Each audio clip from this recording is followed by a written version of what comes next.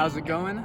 Today, Miles and I will be going over the cost of owning a 2007 Audi A4. So as I said, this is a 2007 Audi A4 Quattro, and this one does have the 2.0 turbo engine in it.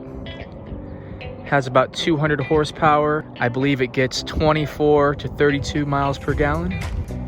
This car has been our daily driver for the past year now, or at least almost a year. We bought it for $3,000 and it had about 145,000 miles on it. And right now we are close to 160,000 miles. Everything is pretty much stock on this. This is not the S-Line, this is just the base model. I had my dad paint the rims. I think it gives it a little bit better of a look, and they were in really bad condition before we painted them. It is a super awesome looking Audi, and I think it's aged quite well.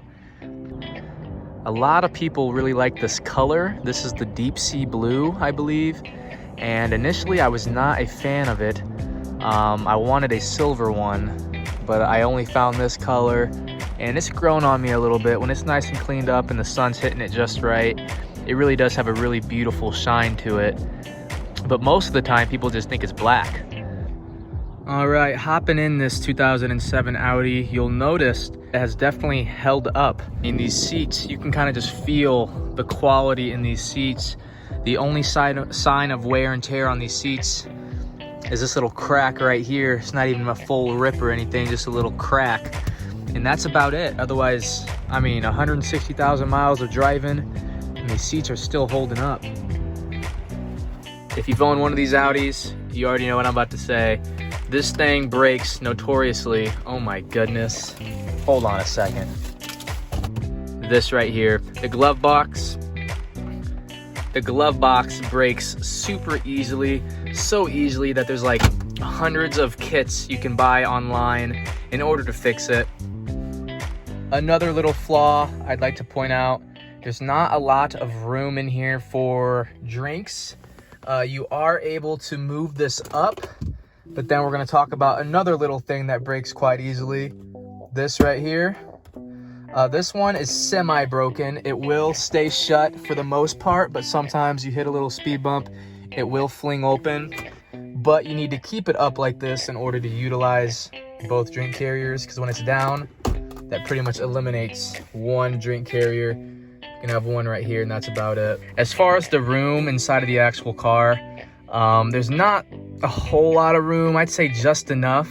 I'm like 5'10", 5'11", 6'3" on a good day, and my right knee is always hitting this, no matter how much I try. The left one's okay, but it's not too spacey. But the right knee, especially on long road trips, we take this on 3-hour, 4-hour rides all the time. It does get quite annoying with the knees. All right, here's the back of the interior. Seats, same thing, holding up wonderfully. This right here, and same with this one, they have both just completely fell off. One day I just came out here during the summer, this was completely hanging off. Same with this one. I super glued this one once and it's pretty much stayed the whole year I had it.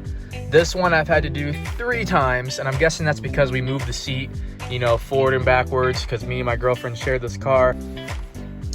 All right, let's go over all of the repairs we have had within 1 year. And to be honest, this has been a little under a year of ownership. It's more like 10, 11 months. All right, first repair right here, spark plugs. This happened on its way to get an oil change. The check engine light came on and was just barely running.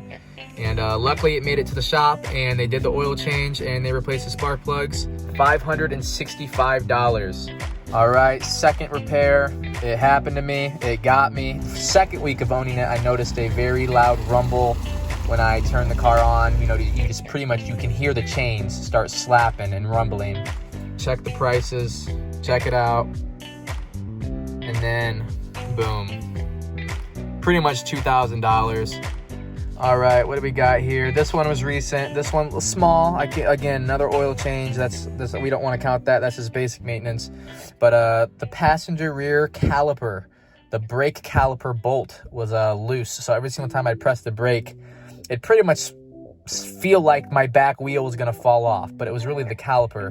So that's nothing too major. 82 bucks, I'll happily pay that. That's nothing too major at all. Right here is another basic maintenance thing, but this one's a little unique. I've never had to pay to install a battery before, but I was pretty much heavily recommended to have a shop put it on. $269. Again, that probably could have been cheaper if I just would have installed it myself.